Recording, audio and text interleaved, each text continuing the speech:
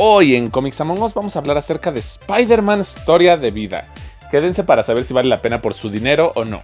Bienvenidos a Comics Among Us, reseña sin spoilers. Mi nombre es Osvaldo Sánchez. El día de hoy tenemos nuestra super reseña y vistazo al nuevo Marvel Deluxe Spider-Man Historia de Vida. Ahora que Marvel ya está comenzando a distribuir cómics nuevamente, no sabemos dónde los venden. Yo lo conseguí en una tienda de cómics que hicieron el favor de entregarlo a mi domicilio. Fue un pedido express y por eso pude leerlo y traer esta reseña el día de hoy.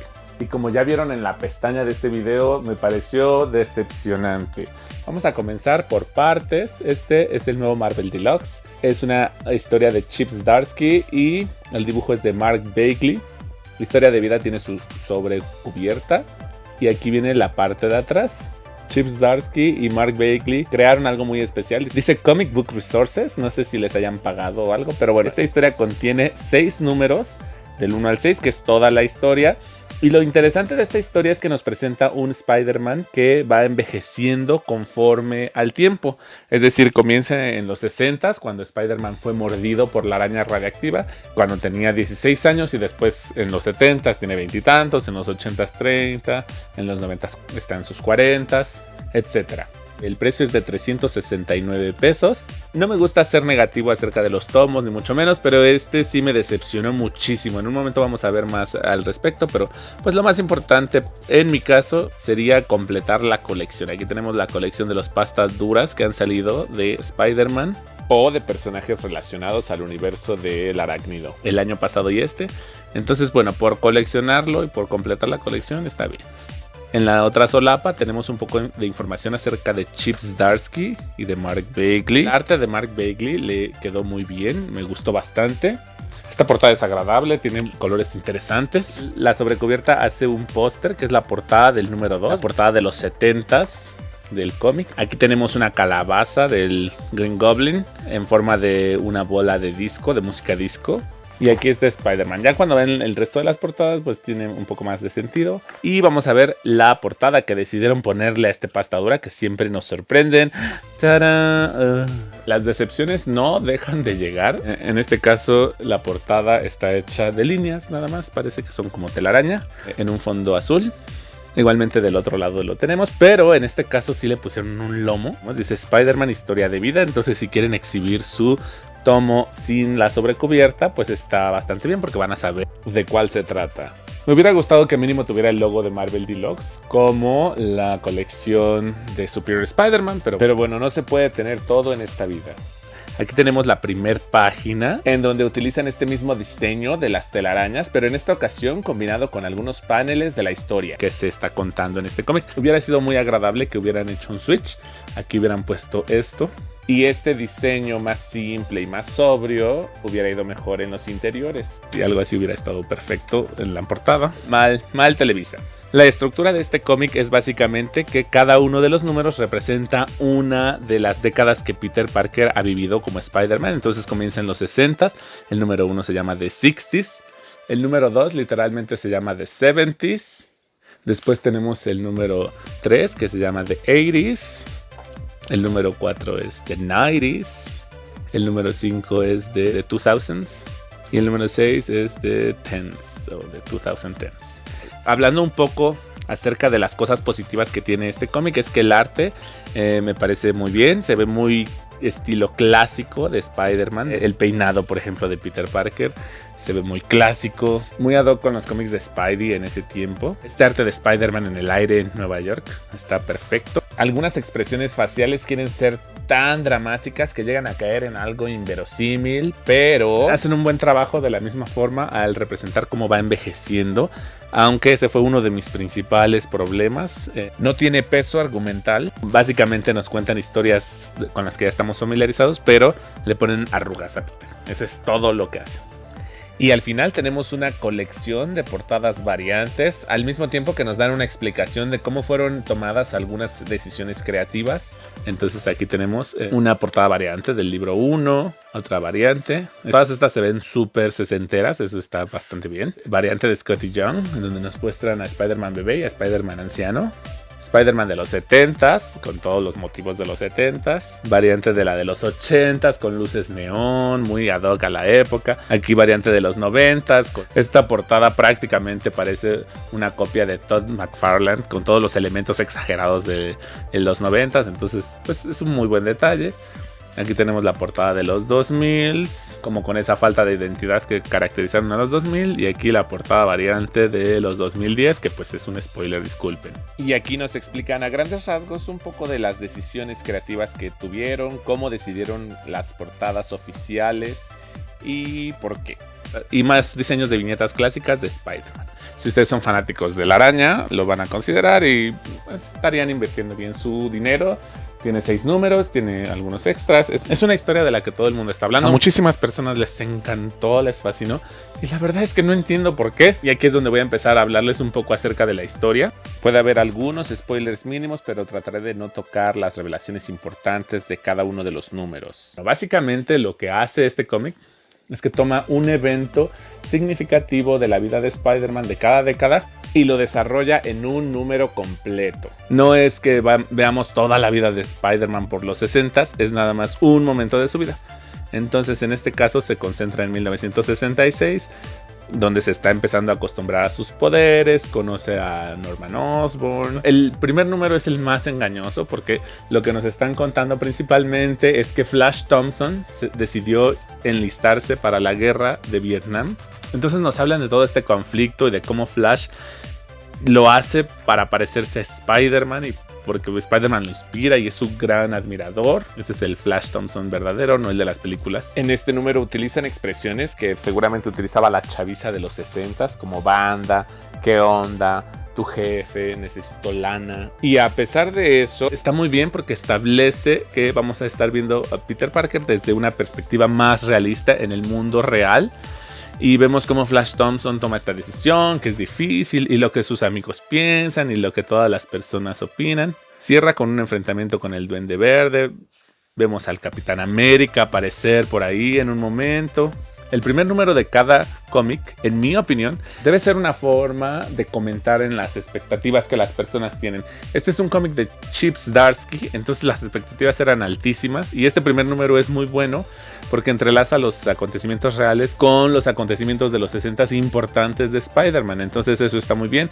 Y la verdad es que hace que la vara esté muy alta para los siguientes números. Y en los siguientes números se cae totalmente lo que construye en este primer número. Chip Zdarsky es la persona que escribió este número, que si no lo han leído es el 310 de Peter Parker de Spectacular Spider-Man.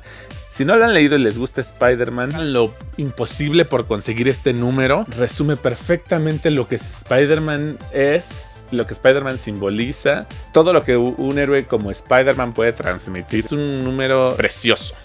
Si no lo pueden conseguir, léanlo en línea. Este es un número que tienen que leer. Es un one shot, es el final de la corrida de Chip Zdarsky. Es perfecto. Este número ganó el Eisner por el mejor one shot. La habilidad principal de Chip Zdarsky es que puede tomar un personaje cualquiera, en este caso persona número 240 de Nueva York, y en un cómic en 24 páginas te cuenta una historia en la que hace que te importe ese personaje. Obviamente está utilizando todo lo icónico que Spider-Man es, pero hace que te importe ese personaje, hace que te conmuevas.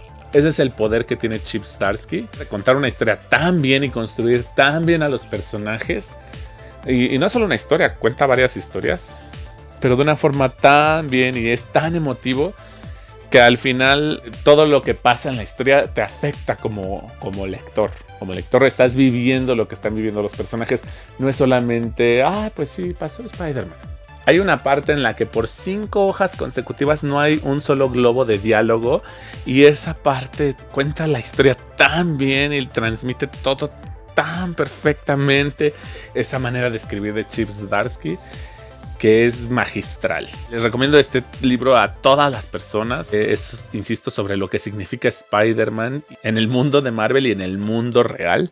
Léanlo. Y entonces, regresando a Spider-Man, historia de vida, después de que en el número 1 plantean todas estas situaciones, pasamos a la época de los 70s. Se lleva a cabo en 1977. Ya pasaron más de 10 años y entonces todos los desarrollos que venían en el primer número ya no son relevantes. Nos hablan de algunas situaciones tristes, pero esas situaciones en realidad no conectan con las personas, o bueno, no conectaron conmigo, precisamente porque no toman el tiempo de desarrollarlas. Tienen muchos de estos brincos de 10 años, no sabemos qué pasó en esos 10 años. Y entonces a partir del número 2, lo único en lo que esto se convierte es como si los escritores hubieran dicho: vamos a hacer un cómic de Spider-Man por décadas. A ver, ¿qué historia define los años 70 de Spider-Man?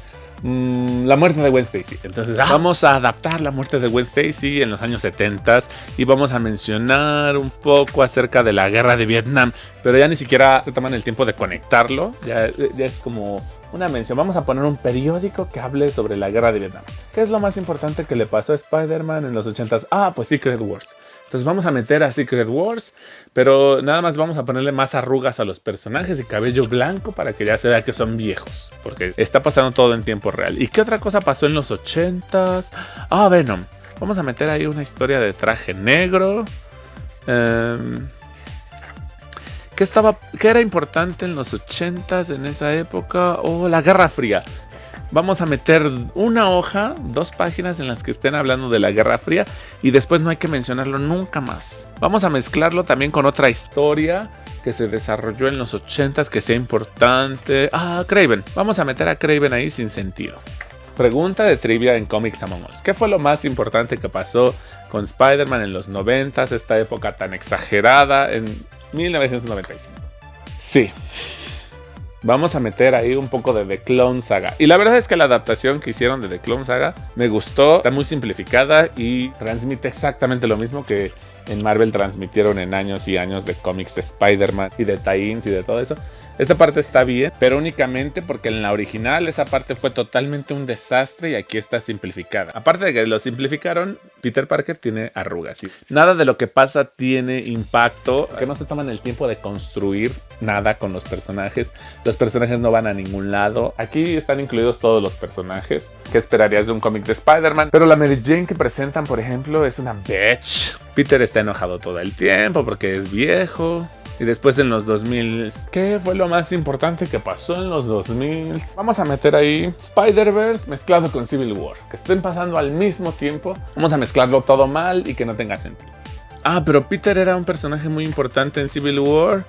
Vamos a eliminar eso. ¿Qué fue lo más importante que pasó en los 2010? No tenemos idea, pero vamos a meter una última aventura de Spider-Man ya de 72 años. Porque podemos. De acuerdo a la historia, es el único donde hicieron algo bien, en mi punto de vista, que fue la forma en la que manejan a Miles Morales, la forma en la que lo introducen, me pareció bastante bien. Digamos que no era muy difícil superar el trabajo de Bendis. Se siente natural, no se siente forzado. Le dan un rol más o menos importante en todo el canon y en todas estas historias de Spider-Man que trataron de implementar. Digamos también que la batalla final es aceptable. Quisieron hacer una especie de homenaje al mundo de Spider-Man, pero no puede salvar todo este cómic que es un desastre y que definitivamente necesitaba muchos más tomos. Hay muchas historias que tratan de meter, hay muchas cuestiones con mi Capitán América, con sus cameos, en las que es necesario desarrollarlas más. A Marvel les encanta hacer sus eventos y meter tie-in, más tie-in, más tie-in. A lo mejor si hubiéramos visto unos tie-ins de Capitán América,